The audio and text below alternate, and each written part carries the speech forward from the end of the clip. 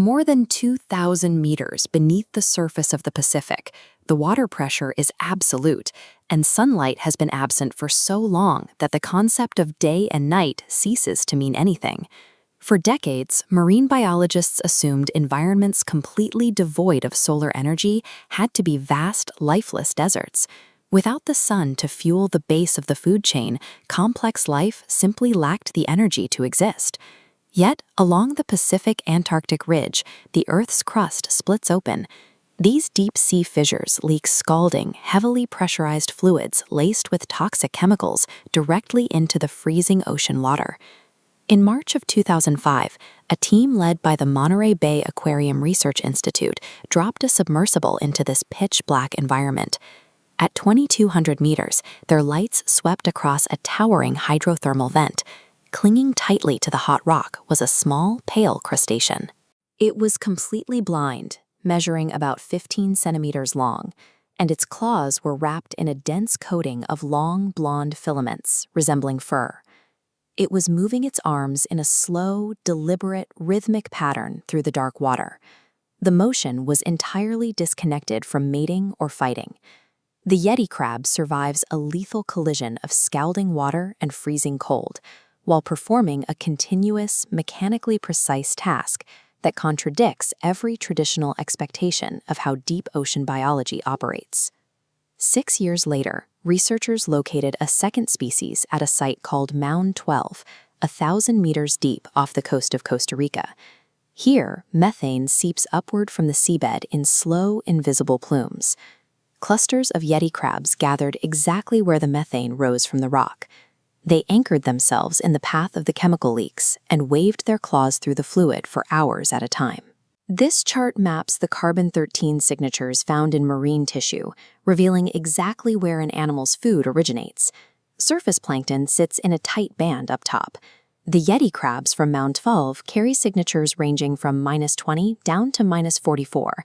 They are completely disconnected from the food falling from the sunlit world above. Their survival relies entirely on chemosynthesis. In this process, highly specialized bacteria absorb compounds like hydrogen sulfide and methane, compounds highly toxic to most animals, and convert them directly into metabolic energy. The blonde fur covering the crab's claws is a forest of rigid bristles called setae. Every individual strand is thickly coated in a film of living chemosynthetic bacteria, actively pulling energy from the chemical seep in a quiet chemical conversion. The rhythmic waving of its arms breaks up the stagnant layer of water naturally forming around the bristles, ensuring a constant supply of dissolved methane and hydrogen sulfide reaches the bacteria. Once the bacterial crop reaches maturity, the crab utilizes a specialized row of comb-like mouthparts to scrape the microbes entirely off its own claws and ingest them. The yeti crab operates a continuous, self-contained agricultural cycle.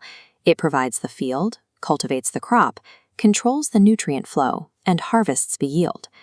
Along the East Scotia Ridge, deep in the waters off the Antarctic Peninsula, a stouter relative called the hoff crab navigates an even tighter set of physical constraints. The thermal gradient here is violently sharp.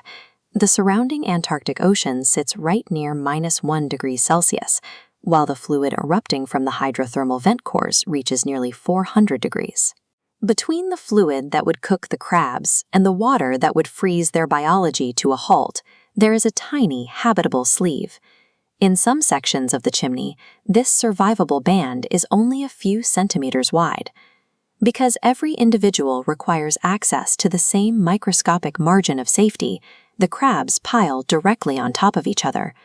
Population counts here reach upwards of 4,000 crabs stacked tightly into a single square meter of rock. They cannot leave this narrow strip of vent fluid. The physical trap dictates every biological function, severely limiting their physical growth, modifying their claw sizes, and compressing their mating behaviors into a few inches of workable space. Claustrophobia forces a mechanical change.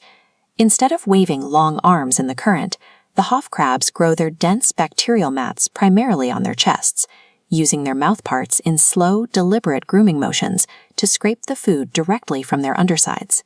Hemmed in by freezing water on one side and lethal heat on the other, This narrow prison forces the crabs to sustain one of the highest biological densities found anywhere on Earth.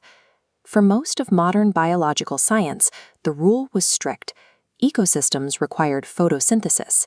Plants captured sunlight, and the rest of the food chain relied on the plants. The yeti crab provides a complete working mechanism for an animal surviving entirely independent of that rule, using planetary chemistry as a direct substitute for solar radiation. This mechanism offers an immediate proxy for other worlds.